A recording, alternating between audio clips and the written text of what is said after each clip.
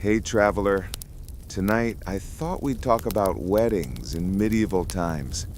Where are you in the world right now? And what time is it there? Let me know in the comments. It's wonderful to know where our fellow travelers are joining us from tonight. What would you do if your wedding was as much about solidifying political alliances as it was about finding true love? Medieval weddings weren't exactly rom-com material. Forget the say yes to the dress moment. It was more like say yes to the treaty. Marriage was serious business. We're talking property, power, and peace treaties, all tied up with a pretty ribbon. Now that we've covered the gravity of the situation, let's talk about who was getting hitched.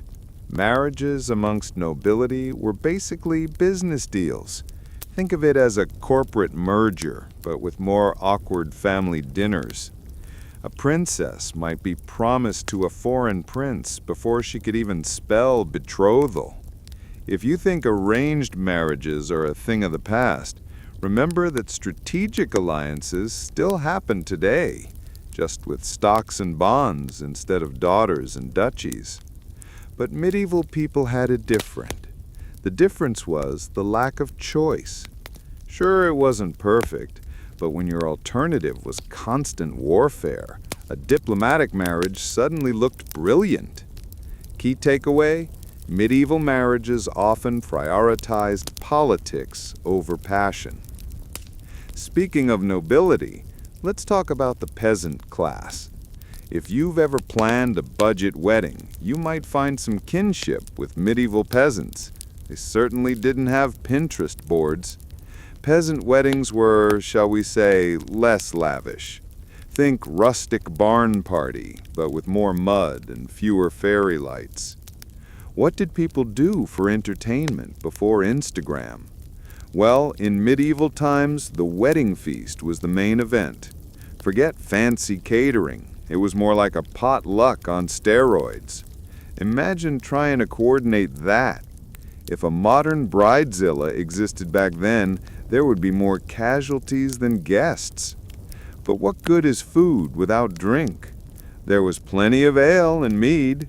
The difference between then and now, you couldn't just order a keg from the local brewery. You probably brewed it yourself. Key takeaway: medieval weddings were celebrations of community and hard work, not extravagant displays of wealth. Now that we've covered the wedding feasts, let's delve into the attire. If you've ever dreamed of a fairy tale wedding dress, prepare for a dose of medieval reality. Forget Vera Wang. Medieval wedding dresses were all about practicality and symbolism. Rich brides might wear luxurious fabrics like silk or velvet, adorned with jewels and embroidery. The color? Often red, because white didn't become a thing until Queen Victoria rocked it centuries later. Can you imagine the horror if a celebrity walked down the aisle in a red dress today? It would be a global sensation. Modern comparison structure. Nowadays, you can buy a wedding dress online for a few $100s. But medieval people, well, they didn't have Amazon Prime. The difference was that a wedding dress was often a family heirloom, passed down through generations. Sure, it wasn't perfect, but when your alternative was wearing your everyday rags, a fancy dress suddenly looked brilliant. Key takeaway: medieval wedding attire was a reflection of status and tradition, not just personal style. What would you do if your wedding ceremony involved literally jumping over a broom? Medieval rituals and customs were unique. The ceremony itself varied depending on location and social class. Jumping the broom was a common custom in some communities, symbolizing a new beginning. Think of it as the medieval equivalent of throwing rice, except with more potential for tripping. I wonder if anyone ever face-planted into the broom. But what good is a ceremony without witnesses? The entire community often participated, reinforcing the social importance of marriage. Nowadays, we might live stream our weddings, but back then, everyone just showed up in person. Key takeaway: medieval wedding ceremonies were deeply rooted in local customs and community involvement. Speaking of traditions, let's talk about wedding rings. Ever wonder where the idea of exchanging rings came from? Wedding rings symbolized commitment and eternity. They were often made of iron, representing strength and durability. Think of them as the medieval version of a prenuptial agreement, but way more romantic. Can you imagine proposing with an iron ring today? It would be a statement. Modern comparison framework. We might engrave our rings with romantic messages, but medieval people, well, they might engrave them with family crests or religious symbols. The difference was that the ring was more than just a piece of jewelry. It was a symbol of family and faith.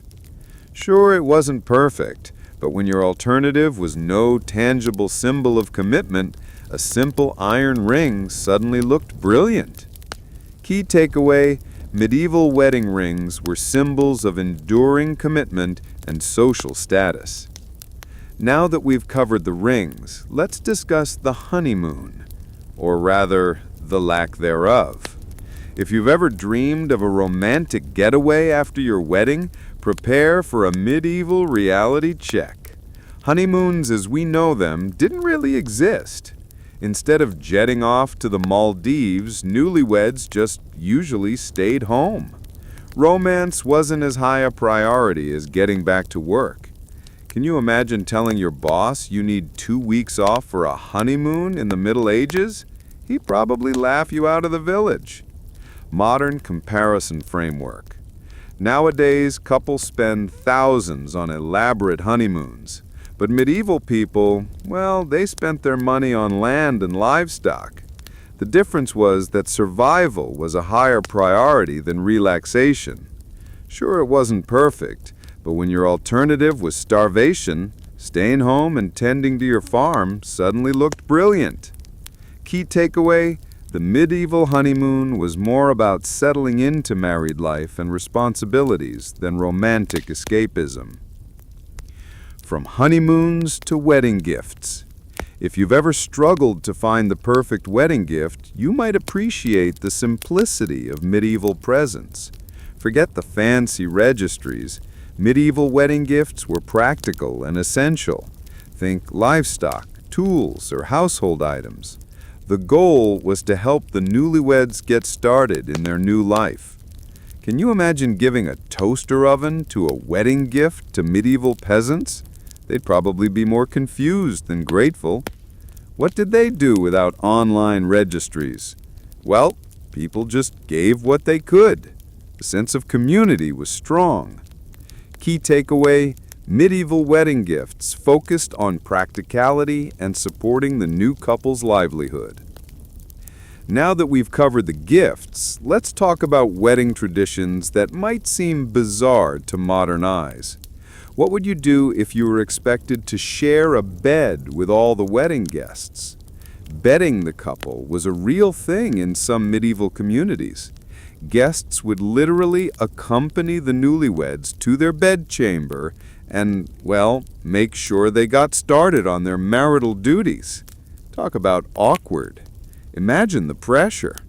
If reality TV existed back then, this would be a goldmine of cringe-worthy moments. But what good is tradition without a little explanation? The purpose was to ensure the consummation of the marriage and the potential for offspring. Eek, that is just weird.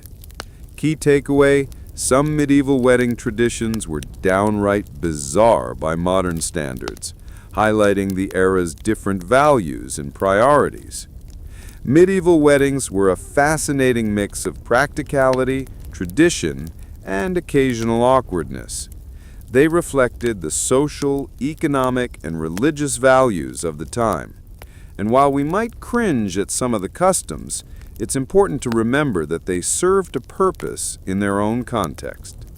So, next time you attend a modern wedding, take a moment to appreciate how much things have changed. What if your dating app matched you with someone based on land ownership rather than shared hobbies? Medieval matchmaking had its own unique algorithm. Forget swiping right. It was more like surveying the acreage. Arranged marriages weren't just for the royals. Land was power, and marrying well could secure a family's future. The negotiations weren't exactly romantic. Think spreadsheets, not sonnets. Now that we've pondered the medieval version of Tinder, let's consider the actual act of finding a partner. Marriage brokers were the original headhunters. They'd travel between villages, assessing eligible candidates and brokering deals between families. Imagine their pitch meetings. She's got a fine dowry and excellent spinning skills. It's less meet cute, more meet contract. But what good is a matchmaker without a marketplace? Local fairs and festivals often doubled as opportunities to scout potential spouses. Picture a medieval singles mixer, complete with awkward small talk and questionable dance moves. Key takeaway: medieval matchmaking was a pragmatic affair, prioritizing land, lineage, and skills over love at first sight. Speaking of land, let's examine the dowry, the medieval equivalent of a really good engagement ring. Dowries were essentially a bride's portable fortune. It could include land, livestock, or even cash. Think of it as a financial safety net, ensuring she wouldn't be left penniless if something happened to her husband. Can you imagine suggesting a dowry today? It would be the fastest way to get ghosted. Modern comparison framework. We might have prenuptial agreements, but medieval people, well, they had dowries. The difference was that the dowry was controlled by the husband, but it was meant to support the wife.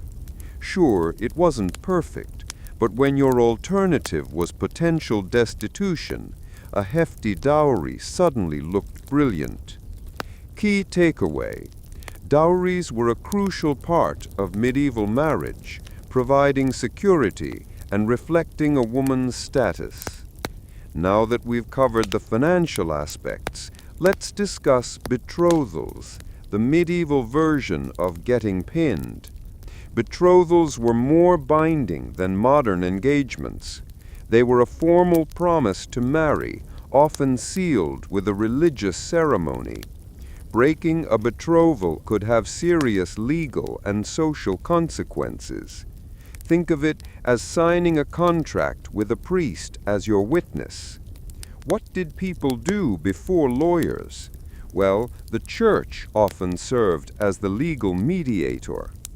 Key takeaway: betrothals were serious commitments, carrying legal weight and societal expectations. Speaking of binding agreements, what about the legality of medieval marriages? Was it as simple as saying, "I do"? Medieval marriage laws were a complex mix of church and secular rules. The church emphasized consent, but societal norms often pressured people into marrying. Think of it as a tug-of-war between individual desire and family expectations. Imagine trying to navigate those rules today. It would be like trying to understand tax law after a mead-fueled feast. But what good are laws without loopholes? Annulments were possible, but they usually required a good reason, like infertility or consanguinity. Key takeaway: medieval marriage laws were a tangled web of religious and social expectations. Now that we've navigated the legalities, Let's return to the wedding ceremony. Remember that broom jumping? Let's explore some other, equally peculiar rituals. Hand fasting was a common practice, where the couple's hands were tied together with a cord, symbolizing their union. Think of it as the medieval equivalent of a friendship bracelet, but with way more commitment. Can you imagine walking down the aisle with your hands literally tied together? It would certainly add a new level of symbolism. Modern comparison framework. We might have prenuptial agreements, but medieval people, well, they had dowries. The difference was that the dowry was controlled by the husband, but it was meant to support the wife. Sure, it wasn't perfect, but when your alternative was potential destitution, a hefty dowry suddenly looked brilliant. Key takeaway: medieval wedding ceremonies were rich in symbolism and local customs, often varying from region to region. What if your wedding night was less about romance and more about proving your lineage? Let's delve into the medieval expectations surrounding consummation. Consummation was essential to validate the marriage. Without it, the marriage could be challenged. Think of it as the ultimate proof of purchase. Imagine the pressure. But what good is a marriage without children? Fertility was highly valued, and barrenness could be grounds for annulment. Key takeaway: consummation was a vital part of medieval marriage, ensuring both its legality and the potential for offspring. Now that we've discussed the serious stuff, let's lighten the mood. Medieval weddings weren't all about politics and procreation. There was some fun to be had, right? Wedding games and celebrations were common. Think of them as the medieval version of a raucous bachelor party. These games might involve physical challenges, like wrestling or foot races. Imagine trying to run a three-legged race after a day of heavy feasting. But what good are games without music? Medieval weddings often featured minstrels and musicians, providing entertainment for the guests. Think of them as the medieval DJ, spinning tunes on a lute. Key takeaway: medieval weddings included festive games and celebrations, providing entertainment and a sense of community. Speaking of community, let's talk about the role of the village in a medieval wedding. Was it a private affair or a public spectacle? Medieval weddings were very much a community event. The entire village often participated in the celebrations, offering support and witnessing the union. Think of it as a neighborhood block party, but with a wedding as the main attraction. What did they do before event planners? Well, the community pitched in to help with all the preparations. Key takeaway: medieval weddings were a community affair, strengthening social bonds and reinforcing the importance of marriage. Speaking of community, let's zoom out and consider the larger societal impact of medieval weddings. How did they contribute to the overall structure of medieval life? Medieval weddings played a vital role in maintaining social order and stability. They ensured the continuation of families, the transfer of property, and the preservation of social hierarchies. Think of them as the glue that held medieval society together. Can you imagine a society without clearly defined marriage customs? It would be like a game of medieval thrones. Key takeaway: medieval weddings reinforced social structures and ensured the continuity of families and traditions. Speaking of traditions, let's consider the lasting legacy of medieval wedding customs. Are any of them still with us today? Believe it or not, Some medieval wedding traditions have survived the test of time.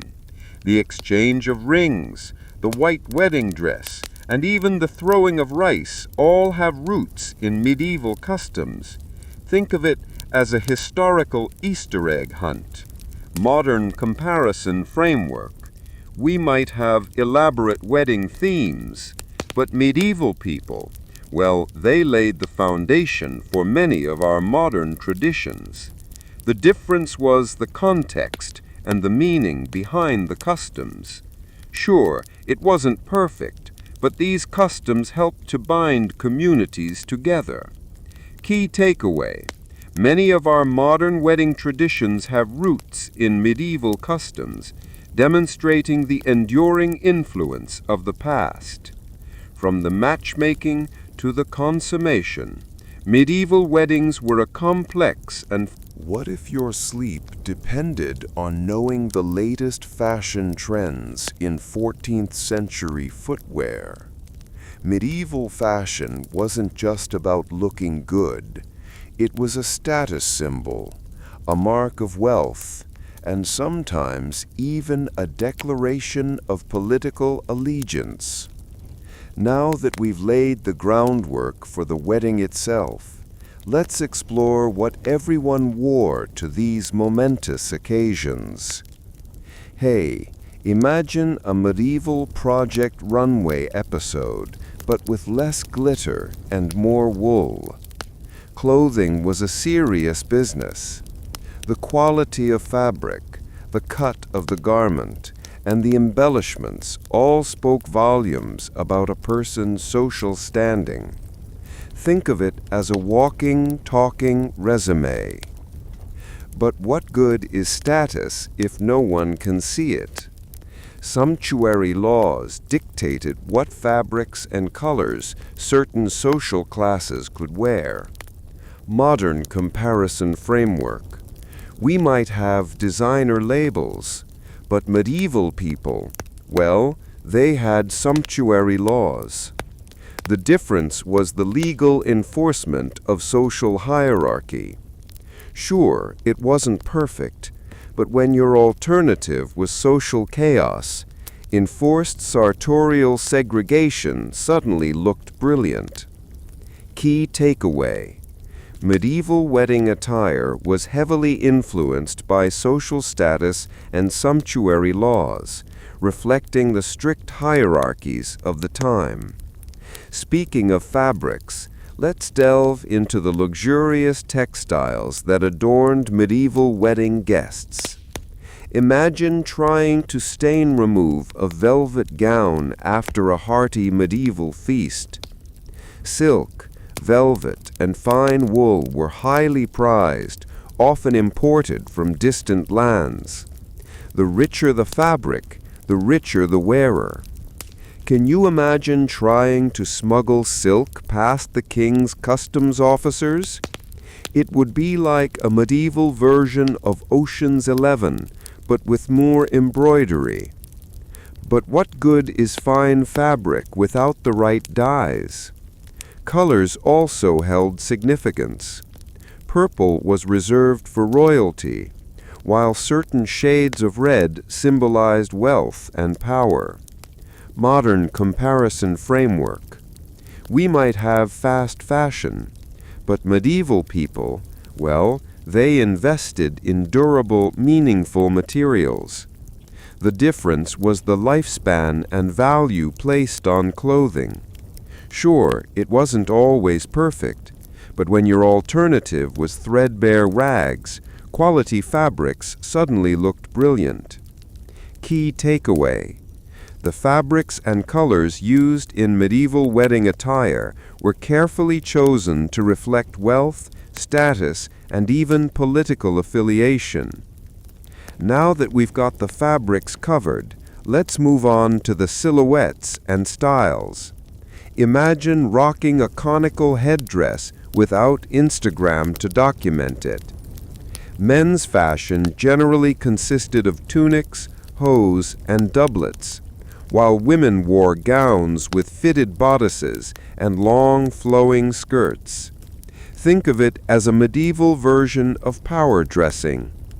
Speaking of power, imagine attending a wedding with sleeves so long you needed an attendant to carry them. Extravagant sleeves and elaborate headdresses were all the rage among the wealthy. But what good is a stylish silhouette without the right accessories? Belts, purses, and jewelry were essential finishing touches. Modern comparison framework. We might have bodycon dresses, but medieval people, well, they favored layers and modesty, mostly. The difference was the emphasis on coverage and formality. Sure, it wasn't always practical, but when your alternative was social ostracism, modest silhouettes suddenly looked brilliant. Key takeaway: medieval wedding attire featured distinct silhouettes for men and women, often emphasizing status through elaborate details and accessories. Let's examine some specific clothing items that were popular at medieval weddings. Hey, what if your something borrowed meant your uncle's slightly used tunic? Men often wore cotardie, a fitted garment that emphasized the figure, while women favored gowns with long trains and decorative belts. Think of it as a medieval version of dress to impress. Now that we're talking about attire, imagine accidentally tripping over your own train during the wedding dance. Speaking of trains, imagine a wedding dress train so long it required 6 pages to carry. Lengthy trains were a sign of wealth and prestige, reserved for the nobility. But what good are fancy clothes without a proper head covering? Women typically wore veils or headdresses, often adorned with jewels and embroidery. Modern comparison framework. We might wear tuxedos, but medieval people, well, they rocked cotardie and gowns. The difference was the distinct gendered styles and the emphasis on formality. Sure, it wasn't always comfortable, but when your alternative was looking like a peasant, fashionable garments suddenly looked brilliant. Key takeaway: specific garments like cotardie and gowns were popular choices for medieval wedding attire, each with its own symbolic significance. What if your wedding shoes were more about practicality than stilettos? Footwear was an essential part of medieval wedding attire. Leather shoes and boots were common, often embellished with buckles or embroidery. Can you imagine trying to navigate a muddy medieval street in delicate slippers? Modern comparison framework. We might wear sneakers with our wedding outfits, but medieval people, well, they favored sturdy leather shoes. The difference was the priority of practicality over aesthetics. Sure, it wasn't always glamorous, but when your alternative was bare feet, durable footwear suddenly looked brilliant.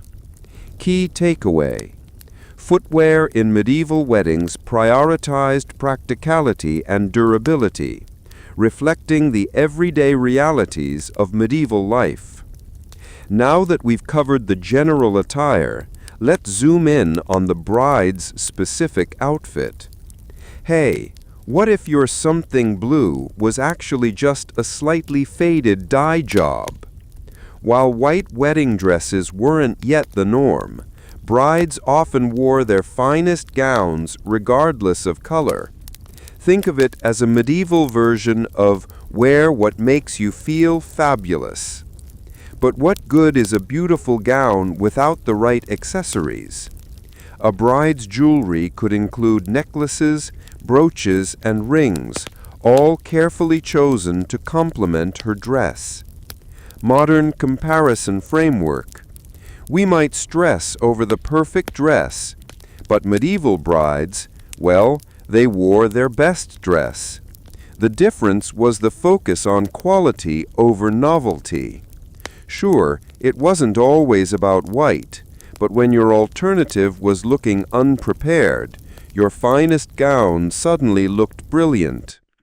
Key takeaway: medieval brides wore their finest garments, often adorned with jewelry and other embellishments, emphasizing their family's wealth and status. Speaking of jewelry, imagine trying to haggle for a wedding ring in a medieval marketplace. Rings were an important symbol of commitment in medieval weddings. They were often made of gold or silver and inscribed with meaningful symbols or phrases. But what good is a ring without the proper ceremony? The exchange of rings was a central part of the wedding ritual, signifying the couple's vows to one another. Modern comparison framework. We might design custom engagement rings, but medieval people, well, they exchanged simple symbolic rings. The difference was the emphasis on meaning over extravagance. Sure, it wasn't always about diamonds, but when your alternative was a broken promise, a simple ring suddenly looked brilliant. Key takeaway: rings were a crucial symbol in medieval weddings, representing commitment and exchanged as part of the ceremony. Now that we've covered the wedding attire, let's step into the reception hall. Hey, what if your wedding playlist consisted entirely of lute music? Medieval wedding feasts were elaborate affairs, filled with food, drink, and entertainment. Think of it as a medieval version of Chapter 4: Life After I Do. Navigating Medieval Marriage and Beyond. Hey, what if your honeymoon involved managing a farm? Medieval weddings marked not just the start of a marriage, but the beginning of a new household, a new economic unit, and a whole new set of social expectations. Marriage wasn't just about love. It was about alliances, inheritance, and the continuation of family lines. Think of it as a medieval version of starting a business together, except the business is also your family. But what good is a wedding without understanding the realities of married life? Now that we've tied the knot, let's examine the daily lives of medieval couples. Picture tending a garden, mending clothes, and raising children all before lunchtime. A woman's role primarily revolved around managing the household, raising children, and sometimes contributing to the family income through spinning, weaving, or other crafts. Men were typically responsible for farming, trade, or military service, depending on their social class. Think of it as a medieval version of "Honey, I'm home," after a long day of plowing the fields. But what good are clearly defined roles without a little flexibility? Speaking of labor, imagine trying to raise a family without modern conveniences like washing machines or grocery stores. Medieval life was characterized by hard work and self-sufficiency. Families relied on their own skills and resources to survive. Modern comparison framework. We might order takeout, but medieval people, well, they grew their own food. The difference was the direct connection to the land and the reliance on manual labor. Sure, it wasn't always easy, but when your alternative was starvation, hard work suddenly looked brilliant. Key takeaway: daily life in medieval marriages involved a significant amount of labor and self-sufficiency. Let's delve into the social roles and expectations of medieval wives. What if your mother-in-law lived in your house? A wife was expected to be obedient, virtuous, and devoted to her husband. She was also responsible for maintaining the household and raising children. Think of it as a medieval version of Keeping Up with the Joneses, except the Joneses are also your neighbors, your family, and your lord. But what good is wifely virtue without a little personal agency? Now that we're talking about virtue, imagine trying to navigate societal expectations without access to modern education or career opportunities. Women had limited legal rights and were often under the control of their husbands or fathers.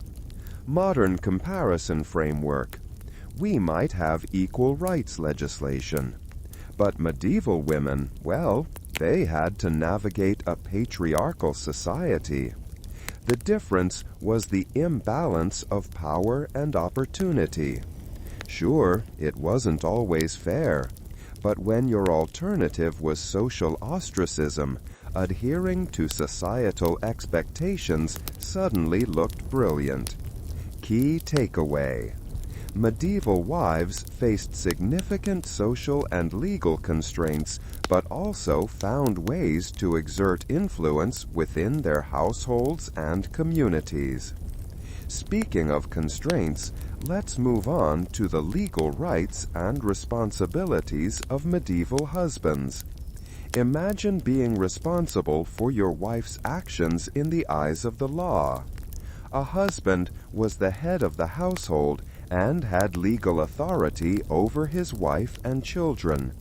He was responsible for providing for their welfare and protecting them from harm. Think of it as a medieval version of mansplaining, but with actual legal power. But what good is power without responsibility? Now that we've discussed male authority, let's consider the economic responsibilities of medieval husbands. Picture managing a farm or business while also dealing with taxes, feudal obligations, and the occasional raid. Men were responsible for managing the family's finances and property. They also had to fulfill their obligations to the lord or king. Modern comparison framework. We might have financial advisors. But medieval husbands, well, they managed everything themselves. The difference was the direct involvement in all aspects of the family's economic life. Sure, it wasn't always efficient, but when your alternative was poverty, financial responsibility suddenly looked brilliant. Key takeaway: medieval husbands held significant legal and economic responsibilities within the household. Let's examine the roles of children in medieval families. What if your childhood involved contributing to the family income by age 7? Children were an important part of the medieval household.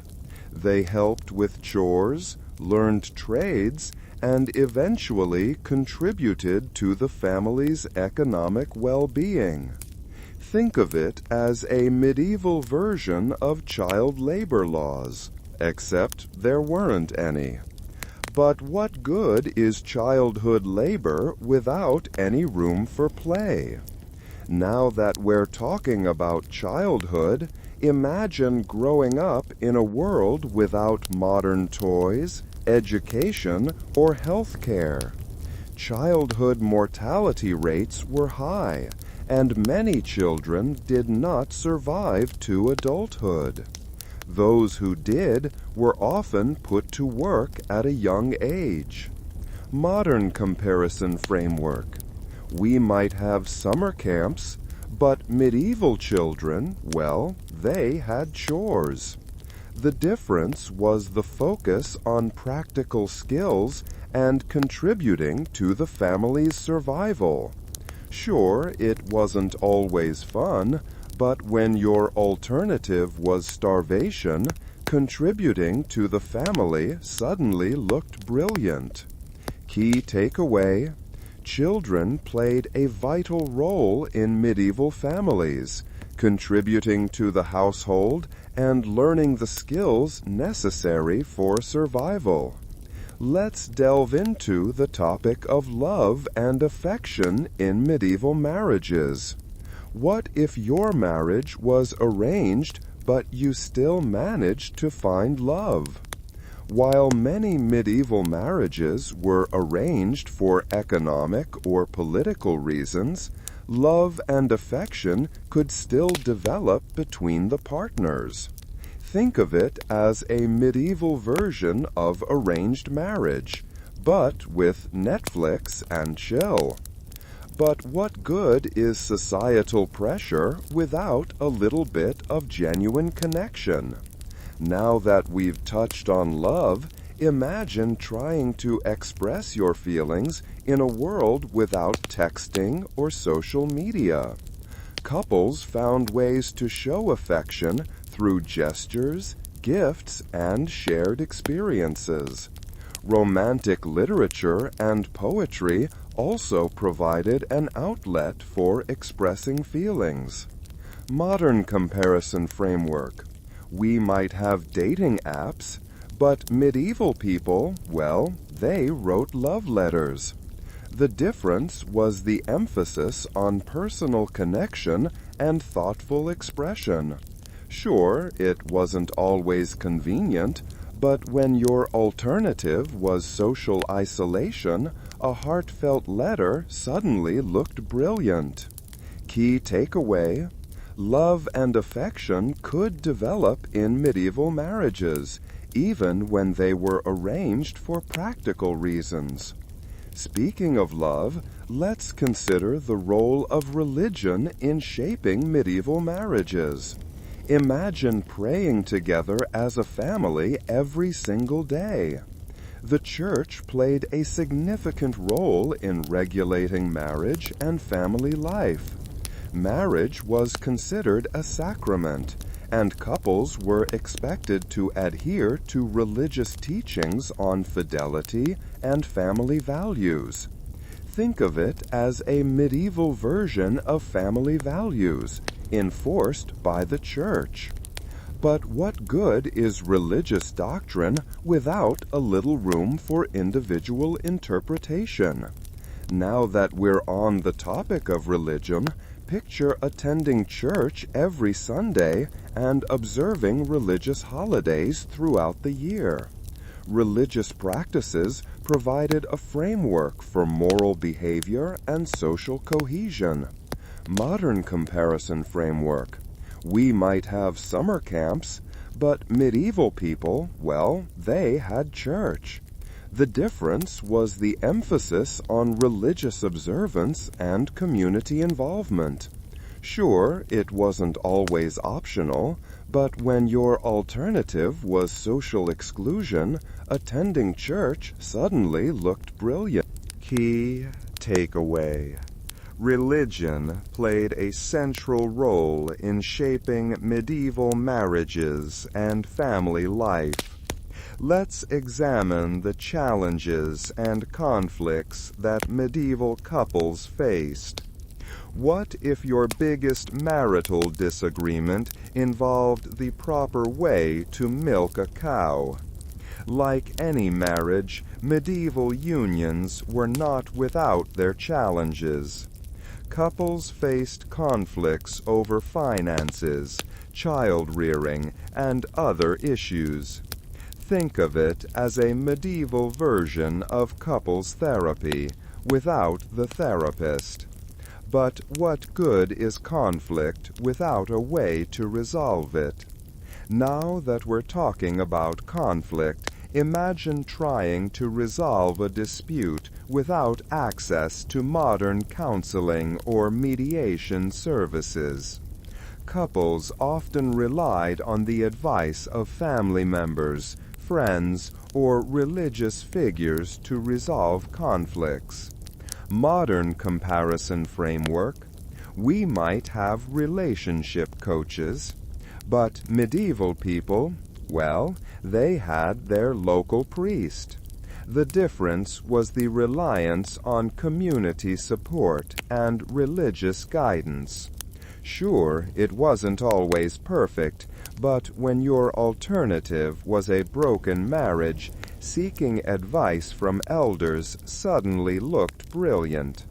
Key takeaway: medieval couples faced various challenges and conflicts, often relying on community support and religious guidance for resolution.